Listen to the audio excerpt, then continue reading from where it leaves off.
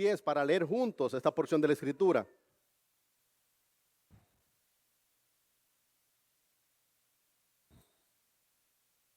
Es la carta de Pablo a los Efesios en el capítulo 5.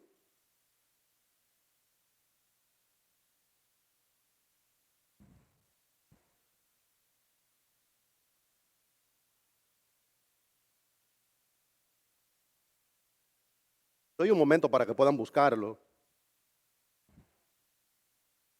En todo este capítulo de la Escritura se nos exhorta a los creyentes a andar como hijos de luz.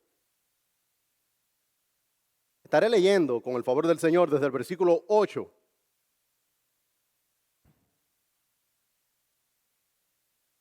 y hasta el 17. Dice así la Sagrada Escritura, estaremos viendo ahora: levántate y resplandece. Leeré con ustedes todo el texto para luego centrarnos en el versículo 14. Dice así la Escritura. Libro de Efesios en el capítulo 5, a partir del versículo 8, dice así la palabra de Dios. Porque en otro tiempo erais tinieblas, mas ahora sois luz en el Señor. Andad como hijos de luz, porque el fruto del Espíritu es en toda bondad, justicia y verdad, comprobando lo que es agradable al Señor. Y no participéis en las obras infructuosas de las tinieblas, sino más bien reprendedlas. Porque vergonzoso es aún hablar de lo que ellos hacen en secreto. Mas todas las cosas, cuando son puestas en evidencia por la luz, son hechas manifiestas, porque la luz es lo que lo manifiesta todo. Por lo cual dice: despiértate tú que duermes, y levántate de los muertos, y te alumbrará Cristo. Mirad con diligencia cómo andéis, no como necios, sino como sabios, aprovechando bien el tiempo, porque los días son malos. Por tanto, no seáis insensatos, sino entendidos de cuál sea la voluntad del Señor.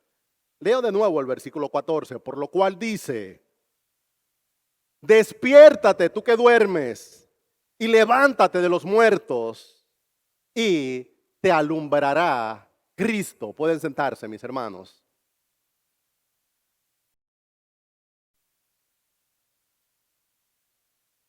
Este libro del Nuevo Testamento, la carta de Pablo a los Efesios, es uno de los documentos más positivos que usted encontrará en todas las partes de las Sagradas Escrituras. A diferencia quizás de Primera de Corintios, donde es una carta llena de reprensión, en esta pareciera que solamente hay instrucción y amor hacia la iglesia del Señor que estaba en Éfeso. Es verdad, se puede considerar una carta positiva, una carta estimulante. No hay una reprensión directa. Sin embargo, en medio de mucha ternura, hay palabras que cuando uno las lee en su contexto y con cuidado, son una dura exhortación. Es cierto que el apóstol Pablo aquí no está reprendiendo a la iglesia directamente, pero con las palabras que utiliza, lo hace. Y parece esto como una persona que siempre te ha tratado con tanto amor, con tanta ternura, que eventualmente viene a reprenderte, viene a confrontarte, pero cuando te confronta también lo hace con ternura, y en medio de la ternura tú puedes sentir el dolor. De hecho, estos versículos, más todas las cosas cuando son puestas en evidencia por la luz, son hechas manifiestas, porque la luz es lo que lo manifiesta todo, por lo cual dice: despiértate tú que duermes, y levántate de los muertos, y te alumbrará Cristo. El apóstol Pablo está tratando a los creyentes en Éfeso como si estuvieran dormidos y como si estuvieran muertos. Usted se va a sorprender conmigo y me dirá: pastor, ellos no están muertos ni están dormidos, son la iglesia del Señor comprada a precio de sangre. Y yo le diré: es verdad.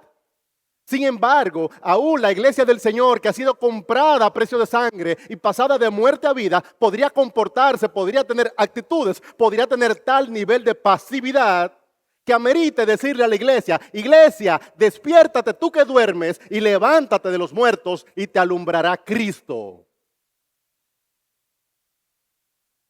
Esta es la exhortación que uno necesita recibir, pero que es duro de oír. Que podemos ver verdaderamente creyentes y estar actuando, comportándonos como si estuviéramos entre los muertos. Que es probable que hayamos pasado de muerte a vida, pero que permanezcamos dormidos. ¿Qué estaré haciendo el día de hoy? Estaré en primer lugar dando algunos argumentos y razones. Luego me estaré deteniendo en esta exhortación que nos confronta. Y después, con el favor del Señor, estaré mostrando una ruta que muestra también el apóstol Pablo de cómo podemos lograr esto, que es levántate y resplandece. En la primera parte comenzaré con argumentos. Y pareciera que los argumentos no hacen falta. Yo estoy persuadido de que como pastor necesito argumentar. Pues Dios te dio inteligencia, Dios te hizo como un ser razonable. No es la voluntad del Señor que sus discípulos solamente obedezcamos mecánicamente. Yo quisiera que usted entienda y después de entender, haga la voluntad de Dios. Invierto demasiado tiempo en argumentar ante la iglesia y a veces yo quisiera no solamente argumentar, sino solamente decirle a la iglesia. Sin embargo, el apóstol Pablo no lo hizo así. Él trató a la iglesia como si la iglesia fuera un cuerpo de creyentes razonables, racionales, que tuviera entendimiento, con capacidad de alcanzar ilustración. Y yo quisiera darle a la iglesia del Señor que está aquí hoy congregada el mismo tratamiento. Creo que entre todos ustedes, aún en los más jóvenes, Dios ha puesto inteligencia. Creo que entre todos ustedes, aún en los mayores, son seres razonables, que pueden recibir, digerir argumentos y actuar en consecuencia. Yo no creo que los creyentes deberíamos movernos por emotividades. Movernos por emotividades es que aparezca un predicador estridente que me diga cuál es la voluntad de Dios y yo la hago. Yo preferiría que me expliquen de manera razonable, de poco a poco, qué es lo que Dios quiere que yo haga. Yo quisiera llegar a entender y cuando yo llegue a entender, entonces voy a obedecer con conocimiento. Pablo bien pudo haberle ahorrado la carta y decirle a la iglesia en Éfeso, despiértense, levántense, compórtense como creyentes. 3 gritos y nos vemos. Él argumentó. De hecho, el centro de toda esta parte que hemos leído son los versículos 14 en adelante, pero para usted llegar al centro donde Pablo le confronta, debe primero digerir el argumento. Llegaremos al versículo 14, pero yo quisiera ver primero el 8 y hasta el 13. Una serie de argumentos razonables al respecto de por qué no solamente debemos andar en la luz, sino por qué deberíamos querer andar en la luz. Tengo ya muchos años en los caminos del Señor y desde muy joven a mí me desesperaba el hecho de no entender. ¿Por qué Dios quiere que yo haga esto? ¿Por qué Él quiere que yo evite lo otro? Llegué en algún momento a tener la luz por la misericordia del Señor de que Dios no espera que yo le obedezca en ignorancia. Yo creo que la palabra del Señor es razonable y que el argumento de Dios se sostiene. Aún más, como pastor, yo le predico frecuentemente a la iglesia del Señor y estoy persuadido que la iglesia del Señor, a causa de la regeneración, tiene capacidades de entendimiento que son superiores a la media de los seres humanos. Si todo ser humano es razonable, aquel ser humano que ha sido pasado de muerte a vida y de las tinieblas a la luz admirable, tiene capacidades de entendimiento que han sido aumentadas en el Señor. Hoy yo quisiera aprovechar su entendimiento aumentado en Cristo para traerle algunos argumentos y después de argumentar, entonces llevar a la iglesia hasta la obediencia. Comienzo mostrando el argumento. ¿Cuál es el argumento? La primera parte dice él, son los argumentos y razones. Porque en otro tiempo erais tinieblas. Comparen que en el 14 le va a decir, despiértense y levántense de entre los muertos. Pero ahora Él les dice, en otro tiempo ustedes erais tinieblas, mas ahora sois luz en el Señor. Andad como hijos de luz. Él comienza a argumentar y este argumento lo resumo diciendo que para los creyentes es realmente posible vivir en la luz y reflejar a Cristo, por raro, difícil o poco probable que esto parezca. Estoy argumentando sobre gente que ha sido comprada a precio de sangre. Y le digo a esta gente que ha sido comprado a precio de sangre que la obediencia para ti es posible. Tú me vas a decir, pastor, pero que yo tengo años luchando por hacer la voluntad de Dios en esa área de mi vida y todavía no sale. Y yo quiero estimularte a que sigas luchando porque tarde o temprano va a salir. ¿Y cuál es la razón por la cual va a salir? Porque yo lo diga, no, porque dice la palabra del Señor que en otro tiempo tú eras tinieblas, mas ahora sois luz en el Señor. Tú me dices, pero es que yo todavía no estoy resplandeciendo, yo todavía no estoy mostrando a Cristo. De hecho, no hay nada en mí que se parezca a Cristo, pero en ti está todo el potencial de reflejar a Cristo, porque en otro tiempo tú eras tinieblas, mas ahora tú eres luz en el Señor. A estos cristianos dormidos, a estos creyentes medio muertos, el apóstol Pablo está diciendo, hey, antes que todo, ustedes están vivos. Yo quisiera decirle en la congregación que usted está vivo. Y que si Cristo todavía no está siendo reflejado en usted hay capacidad de reflejar a Cristo, porque usted está vivo, usted está en la luz. Me corrijo a mí mismo, usted no está en la luz, ustedes son luz en el Señor. Porque el argumento del apóstol, en su texto, él no habla de estar, él habla de ser. Y es mejor ser que estar, porque ser es un asunto de lugar, estar es un asunto de naturaleza. Ay, pastor, yo como que no tengo fuerza para dar un pie hacia la voluntad de Dios. Yo sé que tú no tienes fuerza. El asunto es que tú no estás solamente en Cristo. Tú eres luz en el Señor. Eso habla de un asunto muy profundo. Más que tu actividad, ser cristiano, es tu naturaleza. Más que tu accionar, comportarte como un cristiano, es lo que a ti te sale naturalmente. Los seres humanos aprendemos tarde a caminar, pero tenemos la capacidad de caminar. Por eso yo me gozo cuando veo el alumbramiento de una jirafa. Porque tienen unas patas muy largas, pero las jirafas nacen y con sus patas muy largas caminan. Y yo digo, ¿y cómo es que caminan tan temprano? Salen de su mamá y salen caminando. ¿Saben por qué caminan? Porque está en su diseño. Es su naturaleza. ¿Y sabe por qué tú vas a hacer la voluntad de Dios? No es porque tú creas, no porque tú puedas, no porque tú tengas el ánimo, la motivación. Es porque en ti está la naturaleza de hacer en ti la voluntad de Dios. En otro tiempo tú eras tiniebla, pero ahora tú eres luz en el Señor. Hay algo que me impulsa, que es más grande que la costumbre o el entendimiento en que en mí hay una nueva naturaleza. Y yo reclamo eso. De hecho, a veces a mí me visitan los deseos de hacer la voluntad de Dios. Yo quisiera que esté siempre, pero el deseo me visita y cuando el deseo me visita, yo digo, wow, es que yo soy de Él. Porque hay en mí esta curiosidad, porque hay en mí este interés. Es que antes yo era tiniebla, pero ahora soy luz en el Señor. Andad como hijos de luz. Y subrayo la palabra hijos. Es naturaleza, no es entendimiento, no es cultura, no es costumbre. Muchos de ustedes están acostumbrados a actuar como cristianos. Nadie me engaña, yo crecí en una iglesia. Y yo sé hablar el vocabulario de iglesia. Y yo sé estar en un campamento y comportarme como se comporta la gente de la iglesia. Pero en algún momento yo, que era el muchacho de iglesia, que crecí dentro de una iglesia, a mí me sorprendieron unos deseos que no eran naturales. Y los deseos que me sorprendieron fueron los deseos de hacer en mi vida la voluntad de Dios. Y yo había aprendido a imitar mecánicamente a los cristianos, pero en algún momento esto sucedió no de manera mecánica, sino de manera dinámica. Si realmente tú has sido comprado a precio de sangre, si realmente tú has sido puesto en el Señor, más que un asunto de cultura, más que un asunto de mimetizar, de tratar de ejemplificar, tú vas a actuar, tú vas a andar como un hijo de luz. Ver la luz como tu naturaleza es el primer paso. Yo he estado predicando de eso y le digo a los cristianos que si realmente usted nació de nuevo, usted tiene que meterse en personaje. Usted tiene que actuar como cristiano, pero primero asegúrese de serlo.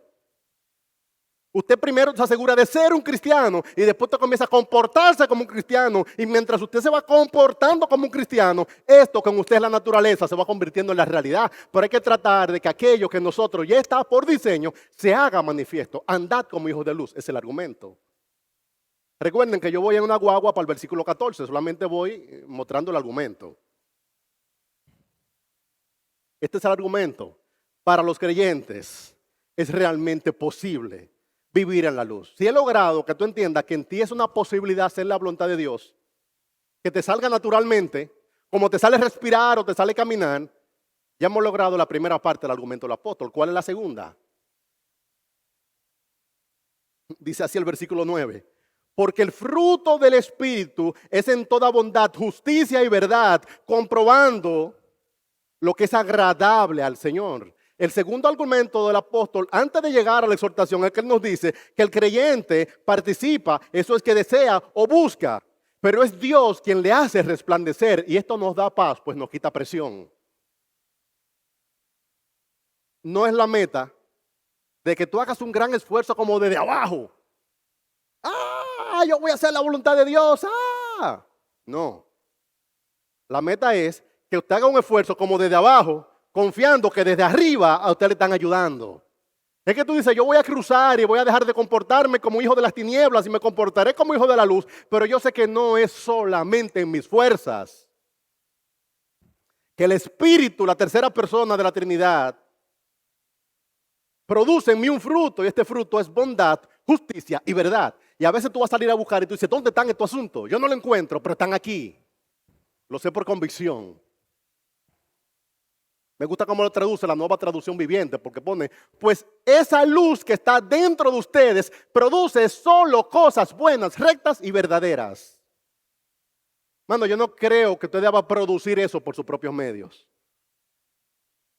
Usted permite que el Señor, en su misericordia, produzca eso en usted. Y lo hace el mismo que resucitó a Cristo de entre los muertos, es el mismo que produce en nosotros toda bondad, toda justicia y toda verdad. El argumento es que el creyente participa, lo desea o busca, pero es Dios quien lo hace.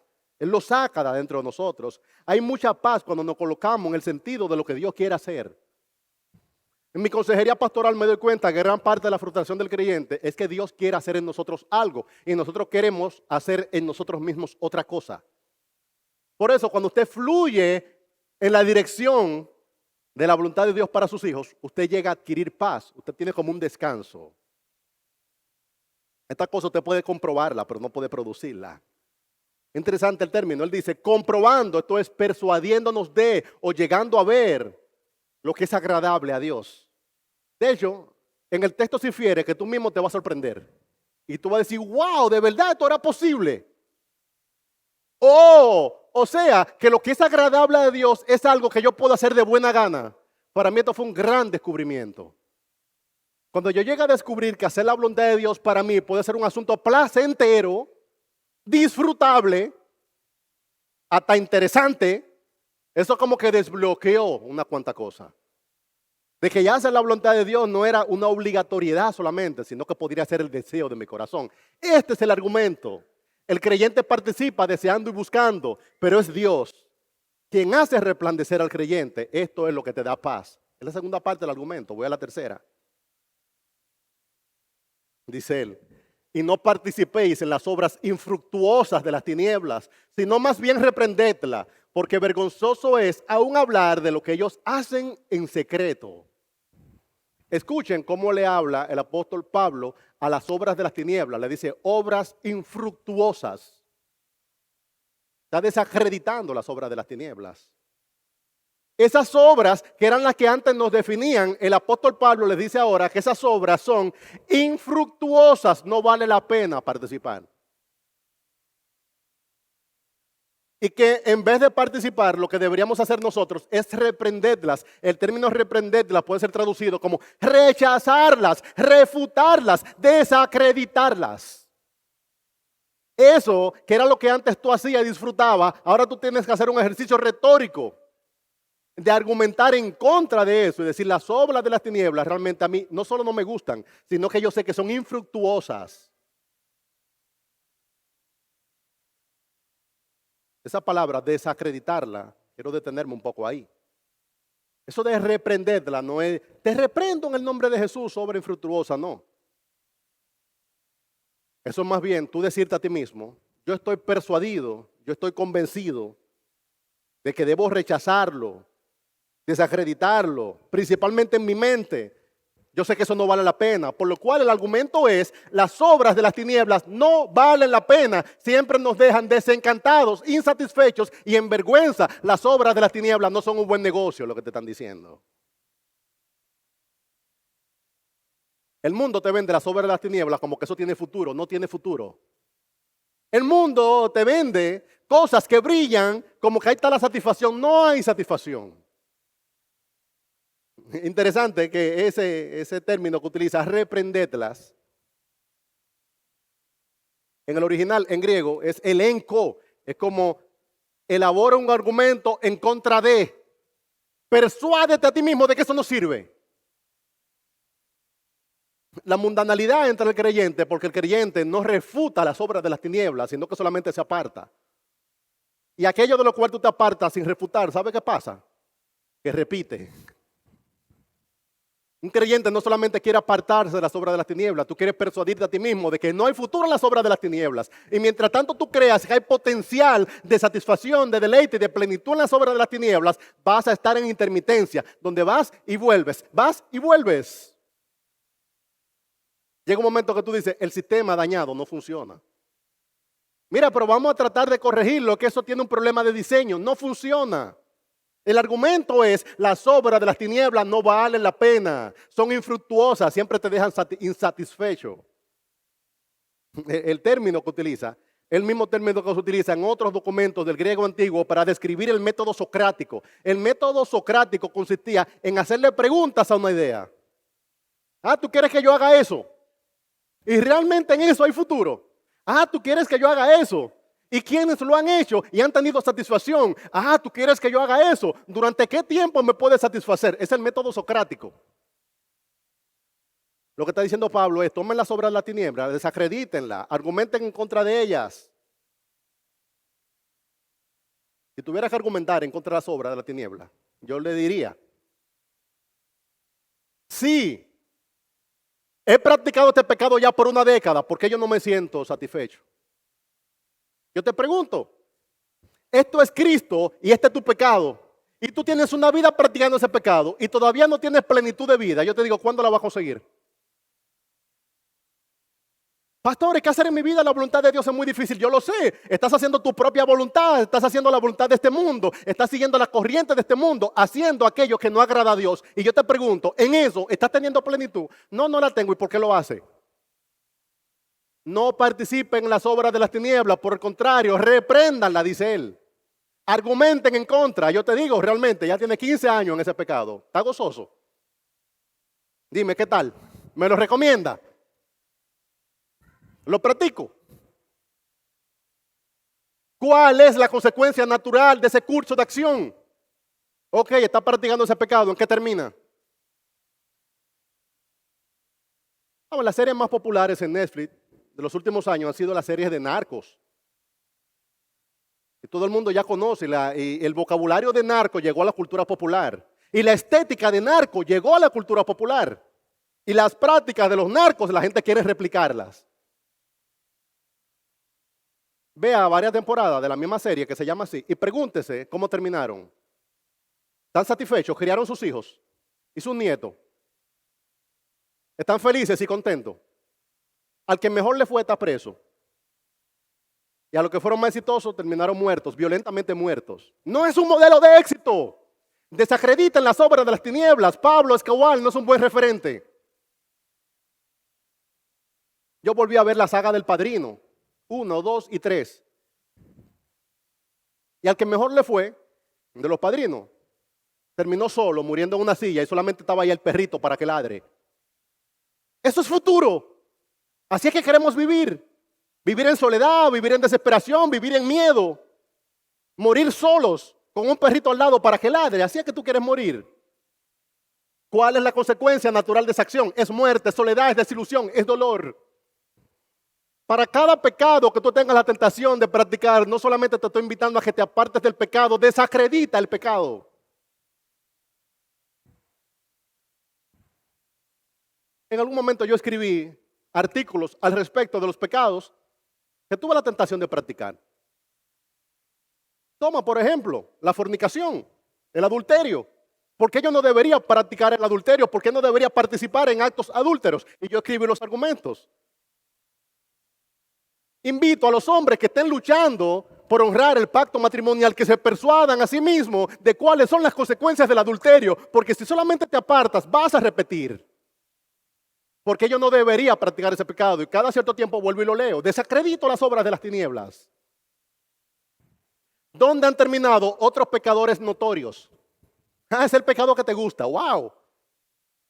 ¿Cuál es tu mentor? ¿Cuál es tu referente? ¿Cómo le está yendo? ¿Dónde termina? Mira, él lo hizo también y le fue bien. ¿Por cuánto tiempo le fue bien? Así como hay biografías de grandes cristianos, deberían haber biografías de creyentes notorios. Las hay. Yo he leído biografías de pecadores notorios y ninguno han terminado en plenitud. Todos han terminado en desesperación. ¿Y por qué razón yo quisiera hacerlo de a ellos un modelo de éxito? Reprendedlas, rechazarlas, refutarlas, desacreditarlas. Esta es una pregunta importante. Ese pecado que estás practicando hace 5 años, por la libre, donde tú sabes que está la voluntad de Dios y este es tu pecado. Tú podrías dejar de practicar ese pecado por tus propios medios. Y la respuesta consistente es no, no puedo. El pecado es más fuerte que yo. Entonces estás en esclavitud y necesitas a Cristo. Ay, hermano, que nosotros predicamos demasiado de que nos apartemos de la tiniebla, pero no desacreditamos la tiniebla. Recuerdo la música.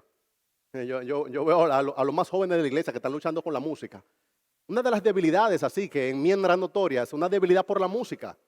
Y cuando comenzó a llegar esa música de Puerto Rico al país, el Playero 37, 38, 40, Dinois, esa música yo la disfrutaba intensamente. Pero al mismo tiempo tenía mala conciencia como cristiano porque lo que difundía esa música iba en contra directa de lo que eran mis convicciones. Y en algún momento yo tuve que preguntarme, Rafael Pérez, ¿vas a deleitarte en las tinieblas o vas a deleitarte en la luz? ¿A dónde llevan las tinieblas y a dónde lleva la luz? La promiscuidad, ¿dónde termina? Yo conozco cuál es la voluntad de Dios. Yo sé que la voluntad de Dios es pureza, pero al mismo tiempo deseo otras cosas. ¿Dónde terminan esas cosas? Muéstrame un modelo de éxito. Si no, refuta las obras de las tinieblas.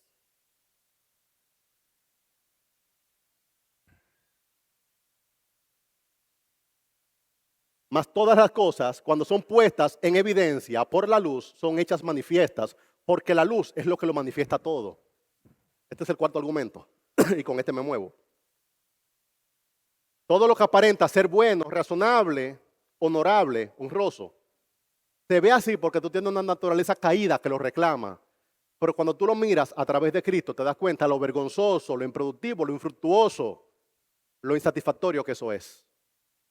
El argumento aquí es, el punto de referencia debe ser Cristo, pues nuestras costumbres, referencias no son fiables. Yo me voy argumentando a veces con cristianos que están aferrados a su pecado y ellos ven su pecado como que eso es la cosa más importante del mundo. Yo no puedo vivir sin él. Yo estoy aferrado a esto no es malo, esto yo lo defiendo, esto lo cuido. Y lo veo ocultando su pecado, cuidando su pecado, argumentando a favor de su pecado y siendo tan razonables al respecto de su pecado.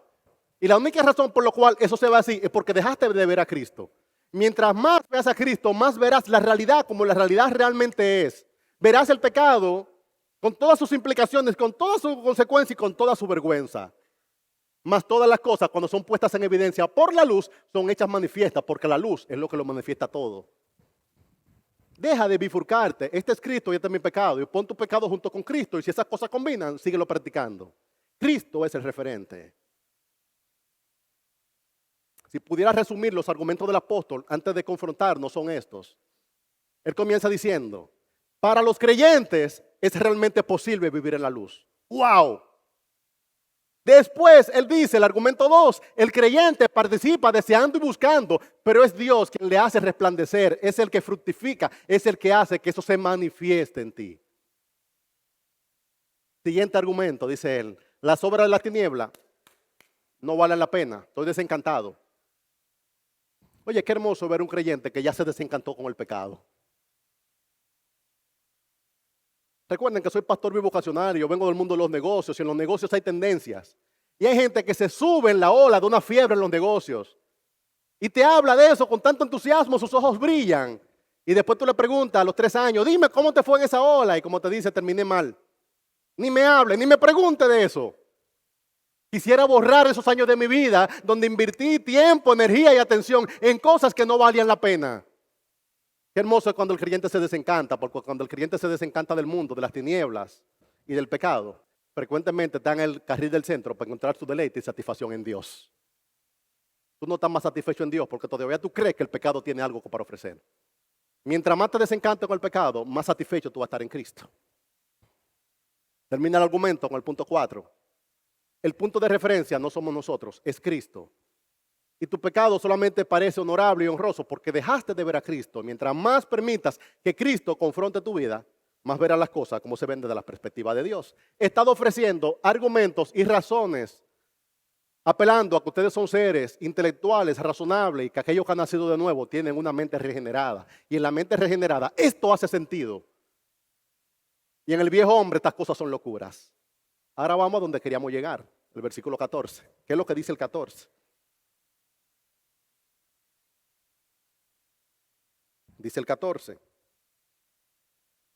Por lo cual dice, recuerden que el 14 está al final del argumento.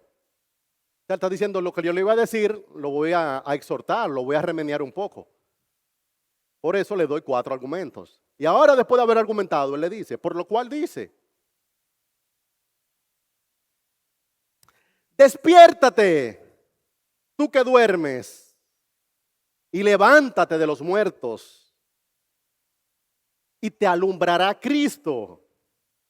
Después de considerar la exhortación, después de haber visto los argumentos, entonces consideramos la exhortación central y algunas palabras que son duras, pero necesarias. ¿Cuáles son estas palabras duras y necesarias?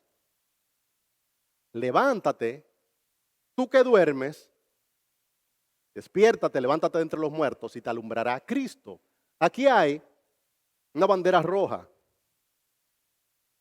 Y es que siendo los lectores creyentes, las palabras del apóstol Pablo se pueden tener como las palabras más duras de toda esta carta. Él está describiendo a los creyentes como que si en la práctica ellos fueran incrédulos. Gente regenerada, gente santificada, personas que ellos mismos se llaman creyentes y Pablo les da la dignidad de creyentes. Él los está describiendo como que si en las prácticas ellos fueran incrédulos. Pues un creyente que está dormido, un creyente que está entre los muertos, en la práctica es un incrédulo. Una cosa es la soteriología y otra cosa es la doxología. Dios no solamente espera que tú seas salvo, Él espera que tú le adores con tu salvación, Él espera que tú obres en consecuencia. Un creyente que no resplandece es en la práctica como si fuera un incrédulo. Y usted me dirá, ¿y él será salvo o no será salvo? Yo se lo concedo, él será salvo, pero ¿qué salvación? ¿Qué mal habla de su salvación? Él está desacreditando la luz. Un creyente dormido, un creyente medio muerto, está desacreditando la luz. Pareciera que Cristo no tiene poder. Oye, qué vergonzoso. A veces he visto estas campañas de milagros donde aparece un supuesto milagrero que está como levantando a una persona y hay una persona en una silla de ruedas y él le dice, levántate, levántate. Y la persona no se levanta. Y a mí me va dando como una pena profunda. Y él, levántate, levántate. Yo me voy sintiendo como frustrado. Y yo, que se levante, hombre, que se levante. Porque me da como apuro de la persona. Un cristiano que está todavía entre los muertos y está dormido, es como una persona que fue comprada a precio de sangre, que el Espíritu Santo está haciendo la labor, pero el Espíritu Santo como que no puede. Ay, hermano, qué feo se ve eso. Aquel que nos llamó de las tinieblas a su luz admirable. Somos hechura suya, creados en Cristo Jesús para buenas obras. ¿Dónde están las buenas obras? Actúa, actúa, levántate, levántate. Y tú con los brazos hacia abajo. Despiértate, tú que duermes, y levántate de los muertos, dice él, y te alumbrará Cristo. Y usted me dirá, ¿y Cristo no le había alumbrado a ellos? Pareciera que no. ¿Cómo que él me va a alumbrar a Cristo? Entonces tú estás diciendo que Cristo a mí no me alumbró. Tú estás diciendo que yo no soy salvo. Tus actos están hablando por ti. Te están definiendo. Te muestra la obra de Cristo en ellos como si no tuviera efecto. No, qué triste hablar de aquel que le ha sido dado todo poder, todo dominio, toda potestad. Que te está diciendo levántate y tú igual. Se le está presentando como si estuvieran en su estado anterior. Y es que la nominalidad se compara con la muerte. Mira, él es un creyente verdadero. Él es hasta un buen cristiano. El asunto es que está durmiendo. ¿Para qué sirve? Mira, él es un creyente que tiene mucho conocimiento. Lo que pasa es que él está como un poco inactivo. Es como si no lo tuviera. Mira, él es el mejor especialista, es el mejor médico que puede operarte, pero en este momento él está echando una pavita. Cuando él despierte, vamos a ver si te atiende, que me atienda el que esté disponible, porque el mejor médico es el médico que está disponible y el mejor cristiano es el cristiano que se parece a Cristo. ¿De qué me sirve ser un cristiano si realmente no lo ejerzo? Una persona en una urgencia esperando que llegue el mejor de los especialistas que no termina de llegar. Que venga el segundo mejor, que venga la enfermera, que me opere el camillero, pero que alguien me atienda. No, mira, él es un creyente muy maduro, tiene muchos años en el Señor. Lo que pasa es que él está como entre los muertos. Están dormidos. Muestro que podemos ser realmente salvos y estar dormidos, tener vida y permanecer entre los muertos. Eso es realmente posible. Es tristemente posible.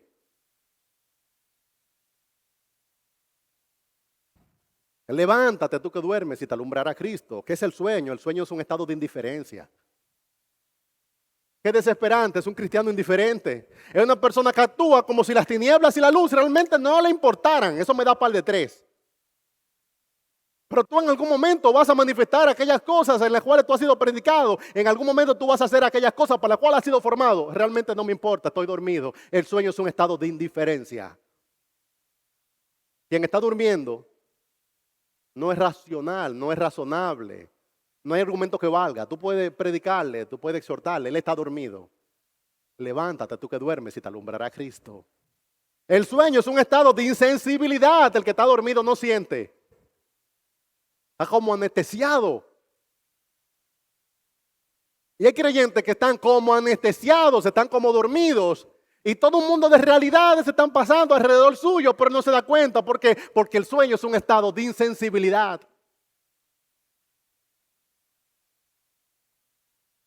El sueño es un estado de inactividad. Mira, él fue un creyente muy comprometido. Por allá por los 90, él hizo muchas cosas. Pero hace unos cuantos años que él está como tomándose un break. Él está tomándose un sabático, hermano. En esto no hay sabático, en esto no hay break. Usted está en Cristo, no está en Cristo. Usted camina hacia la luz o está en la tiniebla. O está dormido, o está despierto. El sueño es un estado de inseguridad. Él no ve el peligro. Es a la iglesia a la que el apóstol Pablo está diciendo: iglesia, levántate y despierta. No estoy hablando de tu salvación, estoy hablando de la manifestación de tu salvación. Son cosas diferentes. Tú puedes ser perfectamente salvo y al mismo tiempo ser un creyente carnal. Tú puedes ser perfectamente salvo y ser un creyente mundano. Tú puedes tener tu acta de nacimiento bajo el brazo y estar entre los muertos. Hay un sketch de un youtuber que sigo. No sé si puede describir de todo cómo sucedía, pero era como en los tiempos de Hitler, el que venían a matar a unos soldados. Y vienen los soldados de Hitler, le disparan, y todos caen como muertos. Y hay dos de ellos que estaban vivos. Pero como no querían estar entre los muertos, se hicieron los muertos y cayeron también. Y el que les había disparado vino y vio que todos estaban muertos y entendió que ya no había nada que buscar, pero se movió algo. Y ese que se movió, él tomó la bayoneta ¡can! Y se la clavó. Y la persona sintió la bayoneta clavándose, pero quería seguir estando entre los muertos y aguantó. Al final es que termina y lo que muestra es que realmente esa persona tenía tanto deseo de estar vivo que se hizo el muerto. Y hay creyentes que son lo inverso, que tienen tanto deseo de estar entre los muertos que simulan que no están en Cristo. Y alguien que te vio nacer en Cristo y alguien que probó de la realidad de tu salvación te dice: pero yo le conozco, él en algún momento se movía, pero ya no se mueve. No quiero avergonzar a nadie, ese era yo en algún momento de mi vida. Yo era creyente que sabía todas las cosas doctrinalmente, pero que tenía un actuar carnal. Yo vivía como vivían los impíos y me deleitaba de estar entre los muertos. De forma tal que ese versículo, el primero que le recibo, soy yo.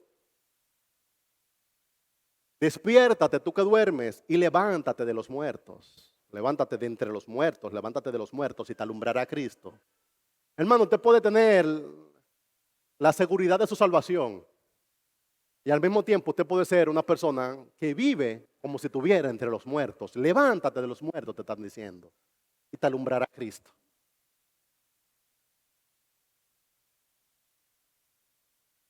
Quisiera concentrarme en que la muerte es un estado de inactividad. Hay creyentes que son piadosos, ellos no están participando abiertamente en los actos de las tinieblas, pero son como neutrales. Ellos como que no hacen ningún daño, pero tampoco hacen mucho bien. Tú dices, ¿para qué él sirve? Él está ahí, hace número, él es un creyente numerario, un creyente que está dormido. Tú dices, no, yo sé que él no está muerto porque respira. Ay, que ahora tenemos un bebé de 1 año y medio y a mí se me había olvidado lo que es tener un bebé en la casa. Entonces uno duerme el bebé y después va a ver si está respirando. Y tú le ves la barriguita que sube y te dice, estamos bien, está respirando. Hay creyentes que hace rato que no se le dice a la iglesia, él va y le ve y le toma el pulso y dice, sí, él está en Cristo todavía. Y le dice a la iglesia, él está vivo, no se desesperen. El sueño es un estado de inactividad y tú le ves como que respira y tú te le acercas y te dices, sí, estás respirando. Hermano, yo quisiera animarte a que no solamente respires, sino que te proyectes como un creyente, actúes como un creyente. A veces la iglesia en su conjunto está tan muerta que cuando alguien respira, pareciera que se está moviendo mucho. A veces ese estado no es el estado solamente de un creyente, sino el estado de la iglesia en su conjunto y hasta en su ecosistema. Y cuando un creyente se mueve, parece inapropiado que se esté moviendo. Porque hace tanto tiempo que nadie hace nada, que cuando alguien se mueve parece una imprudencia. En el siglo XVIII había un hombre que era Guillermo Carey. Y en una generación que estaba apagada, adormecida y media muerta, Guillermo Carey decía que él quería hacer grandes cosas para Dios. Él era un zapatero, pero era un zapatero que tenía pasión y entusiasmo. Yo quisiera hacer una teología del entusiasmo. Mano, la vida creyente necesita una actitud un poco enérgica. Un creyente no puede ser solamente una persona de dar y recibir, también debe ser una persona que sienta. ¿Están de acuerdo conmigo, hermano? Que hay gente como que no siente.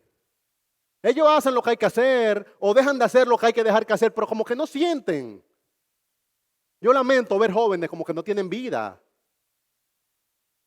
Todo el que a mí me conoce de manera natural en mi familia sabe que antes de venir a Cristo, de manera evidente, porque yo vine a Cristo siendo muy joven, pero llegó un momento que Cristo se hizo evidente en mi vida. Yo era un tipo muy pasivo, siempre como medio de ganado, sin gusto. Yo andaba por la vida como con los brazos caídos. Usted me decía, ¿qué tú vas a hacer con tu vida? Y yo te movía un hombro. Pasando Mario 3. ¿Y cuál es el reto de tu vida en este momento? Tratar del mundo 8-2 de Mario 3, pasarlo sin perder ni una sola vida. Esa es la vida mía. Sin mucho gusto, sin mucho entusiasmo. Cuando yo vine a Cristo sucedió algo. Y es que yo me quedé como estaba. Pero llegó un momento que yo no solamente vine a Cristo, sino que Cristo fue evidente en mi vida. Y como eso se hizo manifiesto, fue que yo me sentí más vivo que nunca. Yo no recuerdo el día que ocurrió, pero llegó un momento en que yo sentí que realmente en mí había una fuerza que era como un estruendo de muchas aguas. Y me visitó un entusiasmo, el entusiasmo de estar vivo en Cristo. De forma tal que yo entendí que soy hechura suya, creado en Cristo Jesús para buenas obras. Yo creo que hasta la posición, yo soy medio encorvado, pues yo me pasé gran parte de mi adolescencia así, como para abajo. Así. Cuando yo vine a Cristo, como que comencé a proyectarme y a mirar hacia adelante. Cuando entendí que realmente hay cosas que podemos hacer para el Señor. Se me abrió primero un ojo, después el otro y como que desperté. Levántate tú que duermes y te alumbrará Cristo. El sueño es un estado de inactividad. Hablaba de Guillermo Carey. Guillermo Carey era un muchacho que en su juventud, a pesar de haber sido un creyente desde niño, él despertó. Y cuando despertó se dio cuenta con una dura realidad. Y es que la iglesia era indolente al respecto del estado de las almas en otras partes del mundo. Él decía, Cristo no solamente quiere salvar a los ingleses, realmente Cristo es para todo el mundo. Y hay personas que no están siendo alumbradas con la luz de Cristo. Él llegó con ese entusiasmo a su iglesia local. ¿Y sabe lo que le dijo a su iglesia local? Lo está tomando muy en serio. Está yendo muy rápido. Le dijeron, joven, siéntese. Cuando a Dios le plazca convertir a los impíos, lo hará sin su ayuda y sin la mía. Joven, siéntese, le dijeron. Ese era el consejo de los hombres maduros de su tiempo a Guillermo Carey, que fue el padre de las misiones modernas. Joven, siéntese, le decían a él. Y él dice, porque yo he estado sentado durante toda mi vida y lo que quiero levantarme. Joven, siéntese. Cuando el problema hoy no es que tú te mueves mucho, es que no te mueves. De forma tal que lo que hay que decirte, joven, levántate. Resplandece algo para el Señor.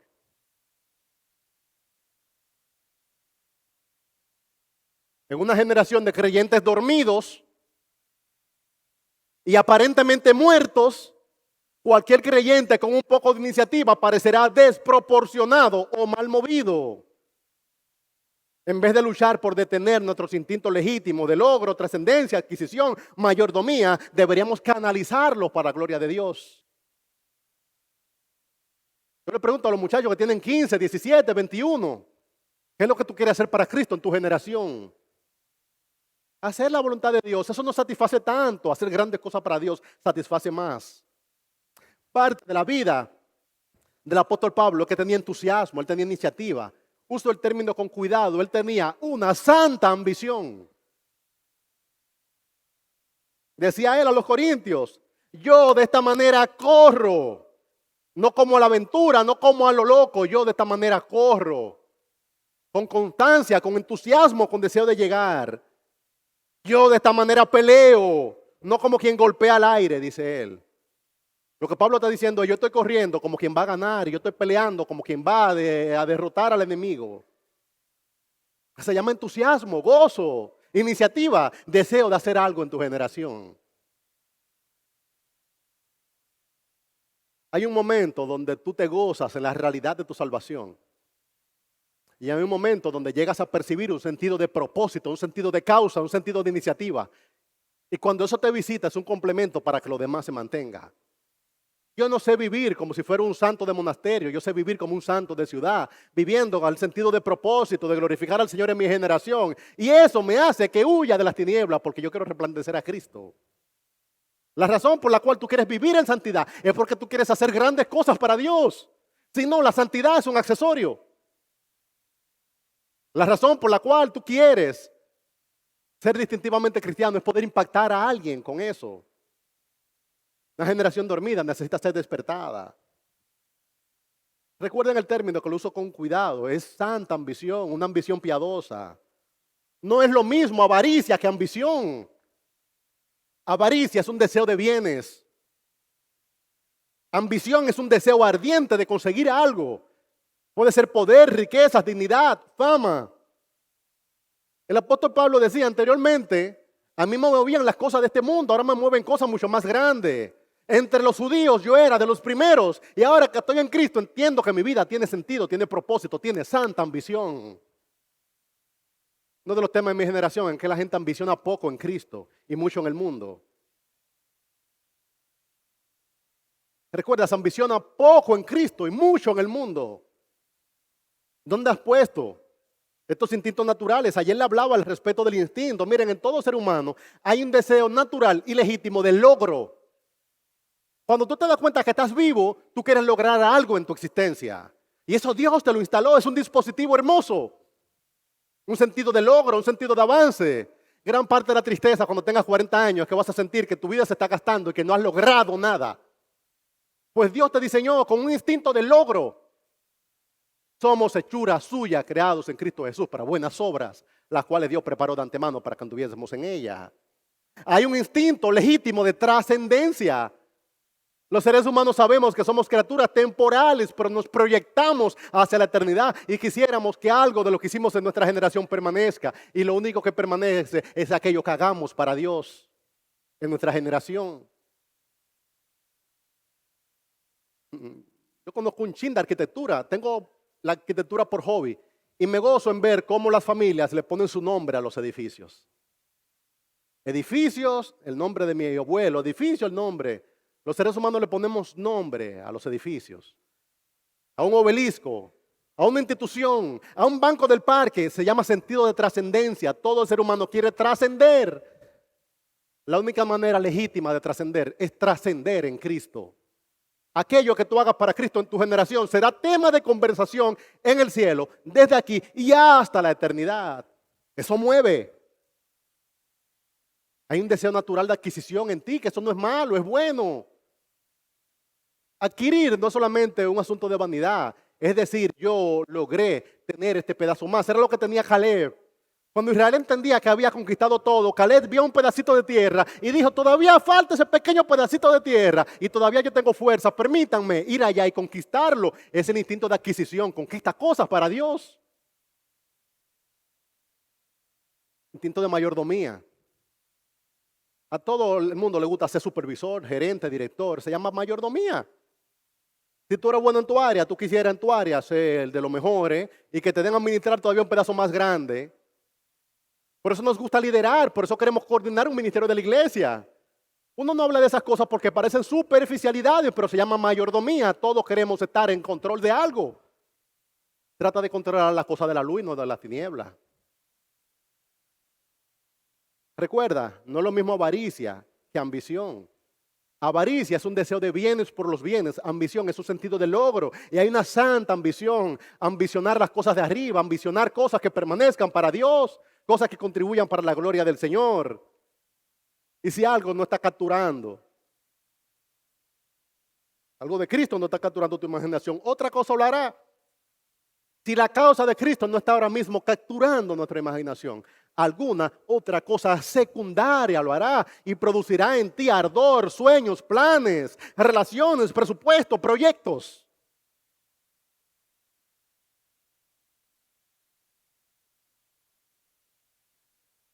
El sábado pasado, en la reunión de varones, exhortaba a los varones a que canalicemos esto que Dios nos ha dado para la gloria de Dios. Pues si tú no estás siendo cautivado por la causa de Cristo, algo va a capturar tu imaginación. Cuando yo tenía 16 a 17 años, mi mente estaba imbuida por el deseo de ambicionar cosas de esta tierra. Yo miro para atrás y nunca he sido movido por el dinero, pero siempre he sido movido por ambicionar grandes cosas. Y yo ambicionaba grandes cosas para mí mismo y no para Dios. Llegué a la universidad con 15 años y cuando yo llegué a la universidad fui a un aula grande, al Paraninfo de Humanidades, y tomé campo de la ingeniería electromecánica. Y yo miré a mi alrededor y estaba en un aula grande de la UAS con cerca de 90 estudiantes. Y yo los miré alrededor y con una carnalidad que me arrastraba, me dije a mí mismo, de aquí a los próximos 20 años, ¿cuántos de estos 80 o 90 estudiantes estarán dirigiendo una empresa, tendrán su propio negocio, serán personas ricos? Y lo que hice fue que me fui del aula porque eso no llenó mi expectativa de ambición. Ambicionaba las cosas de esta tierra. Logré luego comenzar a trabajar como de los 16 años y tuve muy buenos trabajos. Mejor trabajo después de mejor trabajo. Me matriculé en APET a estudiar negocios y en APET me instalé en la biblioteca y leí todos los libros de negocios que podía leer, todas las revistas. Todavía recuerdo revistas de la Harvard Business Review que yo lo memorizaba. Adquirí vocabulario de negocios. Yo decía, yo quiero hacer grandes cosas. Era lo que me dominaba en mi juventud. Y si el Señor no hubiera tenido misericordia de mí, porque la tuvo 2 veces, yo conocí a Cristo siendo un niño. Pero a pesar de ser un niño cristiano, un joven cristiano, todavía la ambición de las cosas de este mundo me dominaba. Yo tenía amigos que yo les decía, yo voy a ser un hombre rico, yo voy a ser un empresario. Y siendo un muchacho de 16 años, mis amigos me decían, wow, pero yo quiero trabajar contigo. Yo no recuerdo el día. ¿Qué vas a lograr? En algún momento de mi vida, que yo no recuerdo el día, no recuerdo el año, sí recuerdo la temporada, yo fui visitado por una idea. Y la idea por la cual fui visitado es que la única causa en esta tierra que vale la pena dedicar nuestras vidas es la causa de Cristo. Porque todo lo demás es tierra, es polvo, es cosa pasajera y de aquí a poco no existirá. Tuve la sensación de ver nombres de hombres mucho más grandes que yo, que lograron cosas que jamás yo lograría en mi generación, que al día de hoy son perfectos desconocidos. Y en esa temporada de la vida fui capturado por una idea mucho más grande que la ambición por los negocios. Y es que la causa de Cristo, la única causa loable para dedicar nuestras vidas, nuestra existencia, nuestra vida es un pestañear. Y lo único que debería consumir nuestra ambición es la ambición espiritual, de hacer cosas para Dios. ¿De qué vale que un hombre te reconozca? Ese mismo hombre que te está reconociendo, de aquí a poco, a él se lo comerán los gusanos y a ti también. ¿Cuál es el elogio que vale la pena? El elogio de otro ser humano débil y putrefacto como tú. Ahora, cuando yo dejé la ambición por las cosas de este mundo, parcialmente, porque Cristo lo sigue haciendo en mí, yo vivo a la luz de un pensamiento, que un día me voy a encontrar con mi Señor, yo quisiera escuchar de sus oídos, de los únicos labios que yo quisiera escuchar esa expresión, porque son los únicos labios que satisfacen a mis oídos si esas palabras salieran de los de Él. Son los labios de Cristo diciendo, ven, buen siervo y fiel, sobre poco fuiste fiel, sobre mucho te pondré, entra en el gozo de tu Señor. Y si la causa de Cristo no está ahora mismo capturando nuestra imaginación, alguna otra cosa secundaria lo hará. Una carrera brilla mucho. Hablo con adolescentes. Los adolescentes desde temprano ya están pensando en criptomonedas, están pensando en trading, están pensando en un carro. Ya están siguiendo a los influencers de criptomonedas, ya saben lo que está publicando el sensei, ya ellos saben, mira, él se hizo rico antes de tanto tiempo. Conocen de los relojes, conocen de los carros, conocen de las mujeres. Yo creo que a ellos no les interesa sexualmente una mujer, pero quieren tener una mujer bonita al lado suyo. Si algo no está capturando tu imaginación y ese algo no es Cristo, algo, otra cosa secundaria lo hará. Lo harán los negocios, lo harán los carros, lo harán las prendas, lo harán los viajes, lo harán las fiestas, lo hará el sexo y todo eso te dejará desencantado. Pastor, ¿y está malo el trading? No, no es eso lo que estoy diciendo. Lo que estoy diciendo es que no satisface. Y las mujeres, una, y agarre a Cristo, porque las mujeres por sí solas tampoco satisfacen y los hombres tampoco. Y las empresas, no se puede hacer empresa, hágala, yo he hecho varias. Da una satisfacción parcial y si usted tiene un buen corazón, eso puede repercutir en bienestar de mucha gente. Pero ser un hombre de negocios no satisface.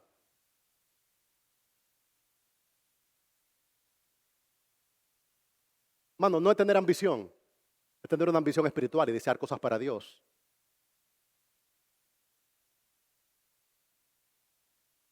Es lo que dice nuestro texto. Por lo cual dice, despiértate tú que duermes, deja tu pasividad, deja tu inoperancia, deja tu insensibilidad, despiértate. Levántate de entre los muertos y te alumbrará Cristo. Mira pues con diligencia cómo andéis, no como necios, sino como sabios, aprovechando bien el tiempo, porque los días son malos. Es aprovechando bien el tiempo. Me gusta cómo lo traduce la Nueva Traducción Viviente. Dice la Nueva Traducción Viviente. Lo traduce así el versículo 16. No como aprovechando bien el tiempo porque los días son malos, como lo traduce la Nueva Traducción Viviente es. Saquen el mayor provecho de cada oportunidad en estos días malos. ¿Provecho para qué? Para glorificar a Dios. No se trata solamente de ser cristiano, de decir que aquí estoy. Se trata de levantarse. Se trata de despertar. De dejar el sueño. A veces los incrédulos van delante de nosotros. Hasta en cosas buenas. Quizás no conocen a este hombre. ¿Alguien le conoce? ¿Quién es? Bueno, es Lin-Manuel Miranda, pero en el personaje de Hamilton. Es mi musical favorito.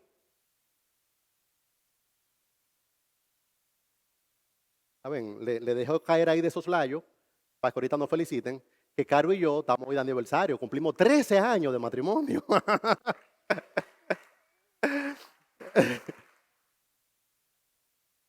Y me gozo en gran medida de que yo conocí a Caro mientras yo predicaba un campamento. Le conocí a ella. Fuimos al mismo campamento, allí nos conocimos. Nos enamoramos y nos casamos.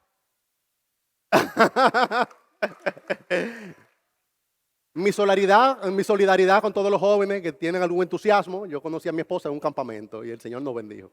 Y aquí estamos. Pero desde que conozco a Caro, como matrimonio, como familia, hemos sido movidos a una santa ambición. Recuerdo cuando conocí a Caro, le dije desde el principio, mira, yo estoy ahora trabajando en esta empresa, tenía un muy buen trabajo, trabajaba para Codetel, le decía, mira, tengo un buen trabajo en esta empresa, pero mi meta es, yo voy a pastorear la iglesia del Señor. Y yo voy a hacer el sacrificio que haya que hacer, porque yo lo que quiero hacer en mi vida es servir a Cristo. Y Caro me dijo, mira, de verdad, yo estoy buscando un pastor para casarme. Entonces, como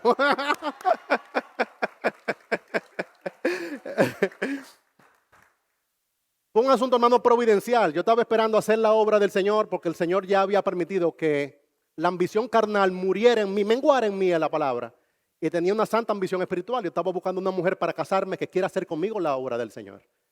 Y yo me gozo que hoy tenemos 30 años de casado y no ha pasado un año en que mi familia, la prioridad de nuestro matrimonio, no haya sido vivir para la gloria del Señor y servir su iglesia. Eso es lo que nos mueve. Por eso estamos hoy en un campamento. Por eso nuestros hijos tienen que habituarse a estar en medio de la iglesia. Porque el llamado de Dios para nosotros es hacer eso. Vamos a dedicar nuestra vida, nuestro patrimonio, nuestra riqueza, lo que el Señor nos dé a la causa de Cristo. En gran medida esa es la historia de mi vida. El Señor quitó la ambición carnal y puso ambición espiritual. Después llegué a Lin-Manuel Miranda y vi este musical que se llama Hamilton. Es mi musical favorito. Y le pido al Señor que cuando volvamos a tener un aniversario, que no encuentre, quizá en Broadway, mirando el musical Hamilton con el cast original. Eso para mí sería algo maravilloso. Hamilton es uno de los padres fundadores de los Estados Unidos. Y entre los padres fundadores, quizá es el único que no tenía abolengo. No era rico, no tenía un apellido notable, no tenía padrinos y venía de las islas. Islas tan pequeñas e insignificantes que pareciera que de esas islas no puede llegar nada bueno. Pero este hombre tenía tanto deseo de logro, tanto deseo de realización, que él contagió a la gente de esa islita y dijeron, en él vale la pena que hagamos una inversión. Entre todos reunieron fondos y lo mandaron a los Estados Unidos. Y él llegó a Nueva York en el momento que estaba naciendo como nación los Estados Unidos de América, la guerra civil norteamericana. Cuando él llega a Estados Unidos estudió y le pusieron muchas objeciones. Pero había algo que él decía, que es como el leitmotiv del musical, donde se repite vez tras vez en la canción principal. Alexander Hamilton decía, de manera carnal pero bien movido, porque no era un hombre de Dios, él decía, no quiero desperdiciar mis tiros. En este siglo habrá una revolución y yo estoy dentro. Él dijo, yo no salí de las islas a perder el tiempo. Yo llegué a los Estados Unidos con el deseo de hacer algo con mi vida. Él hablaba con Burt, que era como su antagonista, y le decía a Burt, tú lograste ir a la universidad y te graduaste en 2 años. ¿Cómo yo podría graduarme en 2 años? Y él le dice, joven, usted va muy rápido. Y él le decía, es que yo no voy a desperdiciar mi vida. No quiero desperdiciar mis tiros, decía él. Era un hombre grandilocuente, él decía, no se sorprendan cuando lean sobre mí en sus libros de historia. Recuerden que era un desconocido que venía de las islas. Yo veo jóvenes impíos que quieren hacer grandes cosas con su vida. Y yo veo jóvenes cristianos que están dormidos en los bancos de la iglesia, sentados, esperando que algo ocurra. Hermano, la revolución más importante que está sucediendo en la tierra en este momento se llama la iglesia del Señor, comprada a precio de sangre. Es la única revolución que vale la pena, es la única causa que vale la pena. Cuando yo conocí la dignidad de la iglesia, yo entendí que ahí era que yo quería trabajar. No hay otra cosa que me va a mover. No hay negocio que se pueda hacer. No hay empresa que se pueda comenzar. No hay tecnología que se pueda hacer. Yo dedico parte de mi vida al mundo del software. Y en el software te hablan que el software, esto va a revolucionar el mundo. Una nueva aplicación que va a ser revolucionaria. No hay aplicaciones revolucionarias. Lo único revolucionario en esta tierra es el evangelio de nuestro Señor Jesucristo, encarnado por la iglesia de Cristo, que ha sido comprada a precio de sangre. Él estaba buscando una revolución. Nosotros tenemos la revolución que vale la pena.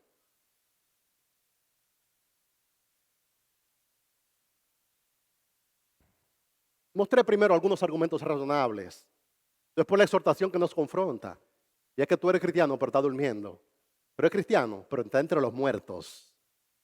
Yo no solamente quisiera dejarte exhortado, yo quisiera mostrarte una ruta de cómo esto se logra. ¿Cómo que se logra? Dice la palabra. Mirad pues con diligencia cómo andéis, no como necios, sino como sabios. Está diciendo, revisa. Mirad bien con diligencia cómo andéis. Te están diciendo, revísate. Chequea eso. Puede ser que tú estés andando como necio y no como sabio. Te están diciendo, chequea. Después te dicen, aprovechando bien el tiempo porque los días son malos. Por tanto, no seáis insensatos, sino entendidos de cuál sea la voluntad del Señor. andar como sabios y no como necios. Una generación pasa pronto. Una generación, se te fue el tiempo. La gente dice, no, yo tengo todo un futuro por delante. ¿Qué sabes tú lo largo que va a ser tu vida? No, a mí me quedan muchos años, de verdad. ¿Quién eres tú para saber si te quedan muchos años? ¿Qué es nuestra vida? Es neblina, dice el libro de Santiago. ¿Qué es nuestra vida? Nuestra vida es un pestañear, un tiempo relativamente corto. Las genealogías son largas y tediosas porque a la gente le gusta morirse pronto. Y engendró fulano a este y se murió. Y el otro y se murió. Y el otro y se murió. Las genealogías son tediosas porque todos se mueren. Y nosotros nos estamos muriendo y nuestra generación se está desvaneciendo. Si tú pudieras partir tu vida en 3 partes, tú vas a requerir bloques de 25 años. Te requerirán quizás 25 años para alcanzar cierta madurez. ¿Qué es madurez? Es tener una identidad en Cristo fuerte, sólida, despertarte. No estoy hablando solamente de que seas salvado, estoy hablando de que seas salvado y seas levantado, seas despertado. Si tú logras llegar a los 25 años despierto, tú eres un afortunado, porque hay gente que viene despertando a los 60. De los 0 a los 25 años, probablemente ya gastaste la tercera parte de tu vida. Gasta eso en madurar. Tú eres un ser razonable, racional, persuádete de la doctrina cristiana, desencántate del mundo, date argumentos a ti mismo, confróntate. Dite a ti mismo, no quiero desperdiciar mis tiros, como decía Hamilton. Quiero hacer algo importante con mi vida. Proyéctate. De los 0 a los 25 años es un buen momento para madurar. Hay gente que a los 35 todavía está buscando señal. Ideal es que tú vivas con la urgencia antes que haya hecho algo. De no desperdiciar tus tiros, no desperdiciar tu vida, que tu cuerpo no se gaste antes que haya hecho algo valioso para tu Dios. De los 25 hasta los 50 años es un buen momento para contribuir y deberías tener fruto para Cristo. Si tú llegas a los 60 y todavía sientes que en tu vida no has hecho algo para Cristo, preocúpate. Hay tiempo todavía, pero preocúpate. Que tú tienes menos años, que no se te vaya el tiempo, que no desperdicies tus tiros. Cuando llegues a los 50 años, naturalmente, eso se llama declive, tu generación declina. A los 40 ya te van llegando las señales. A los 35 ya tú sabes que no son como los 20. Yo me he sorprendido a mí mismo, hermano, porque a mí siempre me sobró energía y fuerzas. Ya tengo 40 y algo. No tengo la misma fuerza que tenía a los 25 años. No siempre será igual a lo que te estoy diciendo. El diablo te engaña diciéndote que siempre es posible. No siempre es posible. Como tú puedes servir a Cristo a los 15, no como puedes servirle a los 30. Y como puedes servirle a los 30, no como puedes servirle a los 70. Ah, pero los de 70 no podemos. Pueden, pero de manera diferente. Y si son piadosos, saben que perdieron tiempo y quisieran volver atrás para servir a Cristo cuando tenían sus mejores fuerzas. Decía el salmista en el Salmo 71. Aún en la vejez y en las canas, no me desampares, oh Dios, hasta que anuncie tu poder a esta generación, tu poderío a los que han de venir. Bueno, quiero animarte a que mires tu vida por bloque y que te proyectes a ti mismo y digas, ok, ¿qué edad tengo ahora mismo? Ya tengo una identidad en Cristo. Ya me desencanté del mundo. Ya yo estoy persuadido de que este es el proyecto que vale la pena. Una cosa que da mucha ansiedad en la vida es encontrar un proyecto que valga la pena. Porque muchas cosas brillan. Ahora, cuando tú encuentras el proyecto que vale la pena, tú dices, ok, aquí es. Aquí es que hay que darle. Los años que me quedan, aquí lo pongo. Te estoy invitando no solamente a que seas salvo, te estoy invitando a que seas salvo y estés despierto. Te estoy invitando no solamente a que seas salvo, sino a que seas salvo y te levantes de entre los muertos. De los 25 a los 50 es el momento de contribuir. Ahí deberías programarte para que otra cosa no te distraiga. En esa edad las distracciones crecen como hierba mala y cantidad de cosas van a reclamar tu atención. Y tú vas a decir, ¿qué agarro? Porque me faltan manos. Agarra muchas cosas, pero sobre todo con las 2 manos, agárrate de Cristo y sirve a Cristo. A ver, que a mi iglesia local yo le digo que me perdonen el momento de locura cuando hablo de mí mismo. Como decía el apóstol Pablo, perdóname el momento de locura. Tengo en este momento 40 y algo. y gran parte de mi satisfacción en la vida hoy es que ya yo tengo por lo menos 15 años consistentemente dedicado a dedicar la principal jornada de mi día, de mi tiempo, a la causa de Cristo. Y usted me dice, tú eres rico, tú eres famoso, tú eres un influencer, nada de eso, pero humildemente yo he puesto mi granito en algo que se llama la causa de Cristo y yo creo que Él lo vio. Cuando miro para atrás, usted me va a decir, ya tú lograste esto, lograste el carro, lograste el apartamento, lograste la segunda de la casa. Muchas cosas no se han logrado, pero se ha logrado una consistentemente. Y es dedicar mis mejores años a la causa de Cristo. Lo que quedan, Él también lo tiene, hermano. Pero lo que pasaron, yo digo como el apóstol Pablo, que mi depósito está seguro, porque yo sé a quién he servido. Quizá aquí haya un muchacho de 15 años que pueda todavía decir, wow, yo voy a vivir intencionalmente para la gloria de Dios. Eso da mucha satisfacción. Eso da mucho gozo. Han venido distracciones, han venido cosas que brillan, pero nada brilla tanto como Cristo y no reflejo en mi vida nada como reflejo a Cristo.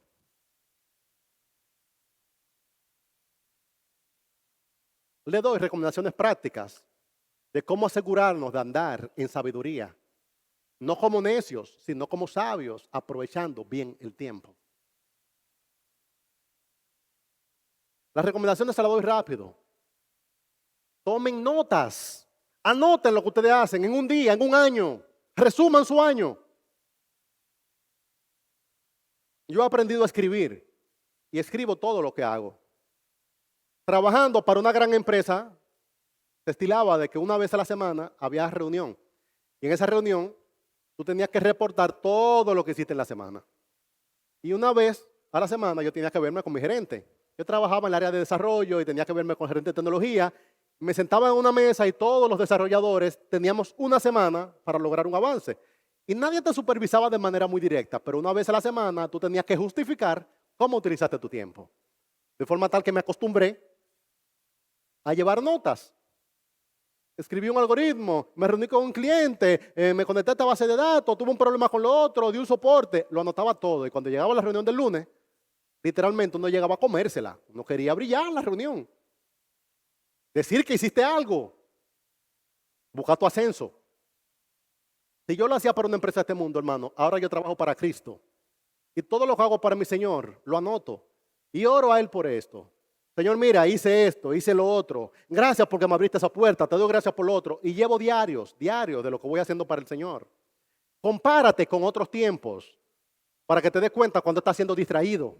Wow, pero en otro año yo serví al Señor con más entusiasmo. En otro año tenía más disponibilidad. Ahora siento que estoy como muy atado. Compárate a ti mismo con otros años.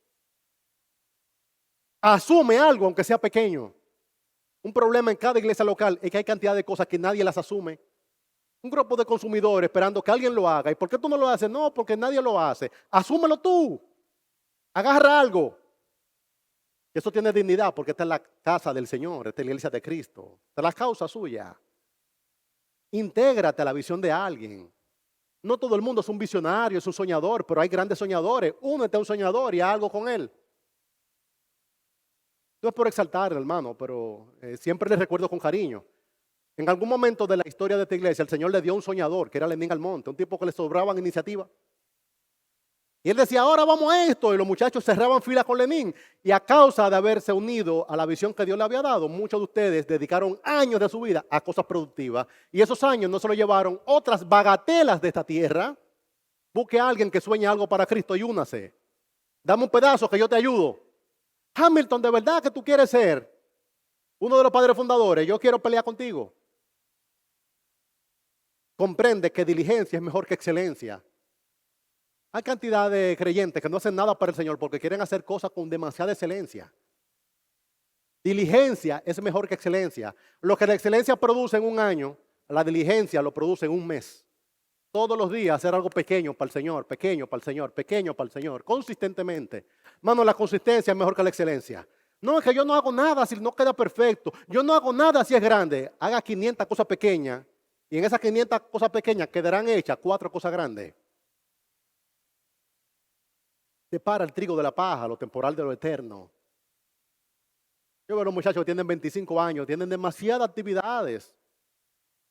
No, que ahora voy a esto y estoy haciendo la carrera y al mismo tiempo estoy tomando un curso y después estoy buscando una certificación y estoy buscando un trabajo y otro trabajo. Y yo digo, ¿y de verdad hace falta? A veces hay que sacar el ruido del asunto, demasiada distracción. Saca el trigo de la paja. La pregunta clave es, ¿cuántas de las cosas que hiciste esta semana tienen valor eterno? ¿Cuántas de estas cosas que hiciste en el año pasado tendrán significado desde aquí hasta la eternidad? ¿Cuántas de esas iniciativas en las cuales están envueltas serán significativas en la próxima década? Invierte tu vida en las cosas más importantes. Nutre una visión, alimenta un sueño para Dios. Sueña algo. Yo tenía 22, tenía un sueño atravesado entre los ojos. Yo quería sembrar una iglesia. Y parecía un sueño grandilocuente para un muchacho de 22 años. Pero yo era serio ante Dios. Y había revisado mi corazón y sentía que era el llamado de Dios para mi vida. Yo quería sembrar una iglesia. Yo recuerdo que hablaba con mi pastor y decía, pastor, es que yo quiero sembrar una iglesia. Él me dice, Junior, es que tú eres un soñador. ¿Para qué tú quieres sembrar una iglesia? Hay cantidad de iglesias que le falta pastores, vamos a enviarte allá. Y yo decía, pastor, no, yo quiero comenzar desde cero una iglesia, sembrar la semilla, predicar el evangelio. Y él me decía, ¿y la gente de dónde va a venir? Y yo le decía, pastor, yo le voy a predicar y ellos van a venir. Y decía, ¿y dónde se van a reunir? No se preocupe, pastor. Y yo decía, ¿cómo te ayudo? Decía, ore por mí, que yo lo que quiero. Pero yo alimentaba ese sueño. Y todo el que hablaba conmigo, le decía, yo me estoy preparando para sembrar una iglesia. No, hablo con cuidado. Pero el Señor tuvo misericordia y se sembró una iglesia. Y a causa de eso, a causa de que alguien soñó, muchas personas han venido a Cristo. A causa de eso, mucho tiempo de la gente ha sido redimido por el Señor. Comienza un proyecto para el Señor. No es sembrar una iglesia a todo el mundo. Quizás comenzar un grupo de música, comenzar un discipulado, comenzar un grupo pequeño, comenzar un ministerio, hacer algo. Dejar tu huella en esta tierra para algo que tenga valor y significado, porque si no, a alguna otra empresa te va a llamar la atención. Es común desaprovechar el tiempo. Aprovechando bien el tiempo, dice la Escritura. Cuando uno desaprovecha el tiempo, casi nunca lo nota. Son muchos mis hermanos que tienen 40 años en este momento y están siendo inútiles para Dios porque se dejaron envolver en el trabajo de vivir. ¿Qué es el trabajo de vivir? Le escribió Pablo a Timoteo y le dijo, Timoteo, el que milita no se envuelve en los negocios de la vida a fin de agradar a aquel que le tomó por soldado. Y el 90% de la cristiandad se disculpa diciendo, eso es para los pastores. Ahora yo te pregunto, ¿Cristo tomó por soldado a los pastores o tomó por soldado a todos los creyentes? Si el Señor tomó por soldado a todos los creyentes, el que milita no se deja envolver en los negocios de la vida. Una buena traducción para ese versículo es, no se envuelve en el trabajo de vivir. ¿Y cuál es el trabajo de vivir? Un 8 a 5, un matrimonio, unos cuantos hijos, terminar la carrera, pagar el colegio de los muchachos, las actividades extracurriculares, parir, criar, reponerse. Pastores, que yo en este momento no puedo porque ahora yo tengo niños pequeños. Ese es el trabajo de vivir. Y usted tiene que seguir sirviendo a Cristo mientras desarrolla todas las tareas. Y testifico que eso es posible. Ay, pastor, yo era muy involucrado en mi iglesia, pero es que ya yo ahora trabajo, usted sabe. El que milita puede trabajar, pero no se deja envolver a un punto tal que desatienda su responsabilidad principal. Y tu responsabilidad principal es servir a Cristo. Y eso hay que hacerlo soltero, casado, casado con hijos, casado sin hijos, con adolescentes, con jóvenes, después entonces son los envejecientes, después que estoy cuidando a mis padres, después que tengo adultos mayores en la casa, y nunca vas a servir a Cristo. El que milita no se envuelve en los negocios de la vida. Una manera de perder el tiempo es envolverse. Otra, ser inconstantes, comenzar una cosa y nunca terminarla. Termine algo para Cristo. Hay otros que se comprometen con cosas legítimas, aunque secundarias. Ay, pastores, que ya yo, ¿sabes? Yo estoy poniendo mi consultorio ya. Y, ¿sabes? Los años que trabaja un médico, yo estoy ahora hay que producir. Y después hay que cambiar el vehículo, y después hay que comprar la casa, y después la segunda casa, y después los viajes a Disney. Y la causa de Cristo en algún momento. Todas esas cosas son legítimas, pero secundarias. Había un hombre que tenía graneros y, y los graneros habían aumentado. Y dijo, no, yo voy a buscar ahora graneros aún más grandes. Pero Dios le dijo, necio. Escucha esa palabra. Aquellos que piensan que el fin de la vida del hombre son los muchos estudios, son los muchos carros, son las muchas casas, son los muchos viajes. ¡Necio! Esta noche vienen a pedirte tu alma y lo que has provisto, ¿para quién será? Así es el que hace para sí tesoro y no es rico para con Dios.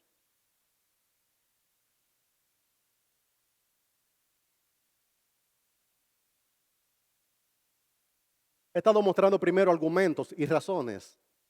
Después, una exhortación que nos confronta. Levántate de entre los muertos, despiértate tú que duermes y te alumbrará Cristo. Y una ruta para lograrlo. La ruta para lograrlos es vivir como sabios y no como necios. Aprovechar bien el tiempo. Doy dos más. Quiero orar por la iglesia. Debe haber un sentido de oportunidad. No es solamente tiempo. En los 90 ese término, esa comparación fue muy popular. Cronos y Kairos. Cronos es el tiempo de los relojes. Kairos es el tiempo de Dios. Los dos son términos que en griego describen temporalidad. Pero unos de ellos hablan del tiempo de manera lineal y otro es más un sentido de oportunidad. Y hace falta vivir con sentido de oportunidad. ¿Qué es vivir con un sentido de oportunidad? Que las cosas se hacen cuando Dios permite hacerlas. Y cuando el Señor abre una puerta, ¿sabe qué uno hace? Entra. No, eso yo decidí que lo voy a hacer a los 30 años. ¿Y qué sabes tú si el Señor te dará gracia a los 30? No, pastor, mire, eso yo lo voy a hacer cuando tenga 40. ¿Y qué sabes tú si va a vivir hasta los 40? Una cosa es el cronos y otra cosa es el kairos. Kairos es la oportunidad. Y es Dios que trae las oportunidades. Vivan con un sentido de oportunidad. Hay cosas que yo tengo que hacer ahora porque ahora es que el Señor me está dando gracia para que eso se haga. No, yo lo voy a hacer mañana. ¿Y qué sabes tú si el Señor quiere que eso se haga mañana? Las cosas se hacen cuando el Señor las concede. Yo tengo planes, tengo agenda, tengo proyectos, pero el Señor es que da gracia. Y si el Señor abre una puerta, hermano, ¿saben qué se hace? Se entra. Y si el Señor la cierra, no se entra. Tú puedes decir que vas a hacer algo cuando tengas 50. ¿Qué sabes tú si vas a tener 50? Las cosas se hacen cuando el Señor las concede. Bueno, hay oportunidades que el Señor te está abriendo hoy y estas oportunidades quizás no estén mañana. Cosas tan sencillas como aprender un instrumento musical, eso puede marcar una diferencia. Cosas tan sencillas como asistir a un instituto bíblico cuando eres muy joven. Eso puede marcar toda la diferencia. Cosas tan sencillas como ofrecerte como voluntario en tu iglesia local ahora. No, pastor, yo no me voy a ofrecer como voluntario ahora porque yo me estoy preparando para estudiar. ¿Y qué sabes tú si esa oportunidad estará disponible mañana? En este mundo se pueden hacer muchas cosas, pero las cosas que se van a hacer para el Señor se hacen en el momento de Dios. No subestimen los momentos de la vida. Qué triste una persona que despierta a los 70 y se da cuenta que perdió su vida. Qué triste es una persona que despierta tarde.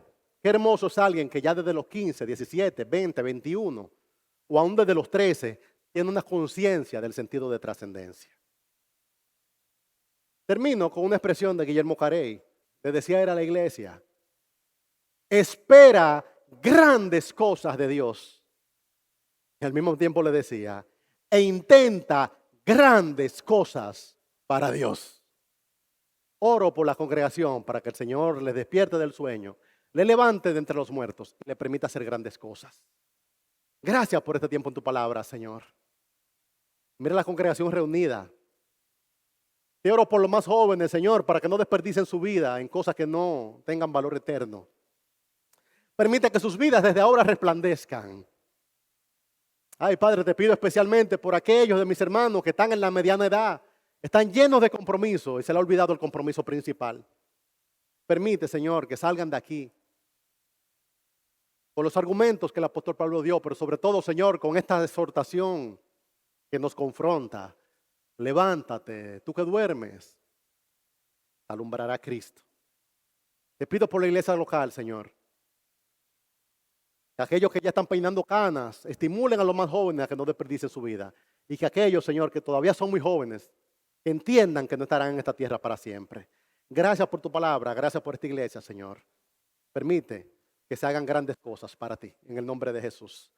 Amén. Que el Señor les bendiga, hermano. Un gozo compartir con ustedes la Escritura.